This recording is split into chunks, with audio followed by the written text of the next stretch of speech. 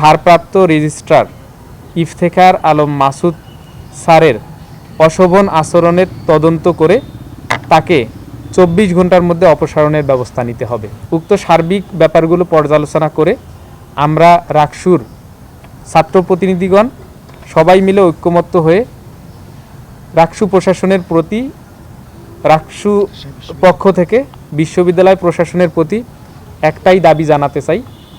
এই দাবির প্রতি আমরা অটল থাকব। আমাদের দাবি হচ্ছে ভারপ্রাপ্ত রেজিস্ট্রার ইফতেখার আলম মাসুদ স্যারের অশোভন আচরণের তদন্ত করে তাকে 24 ঘন্টার মধ্যে অপসারণের ব্যবস্থা নিতে হবে। এটাই আমাদের দাবি।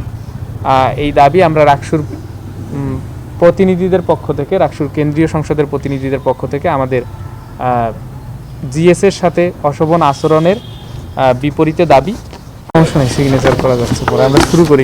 ওইগুলো করেন, করে আমাদের সবাইকে দিয়ে দেন। না, আমাদের দরকার নাই, এটাও কথা বলবে তো। আমরা জানি এই একটা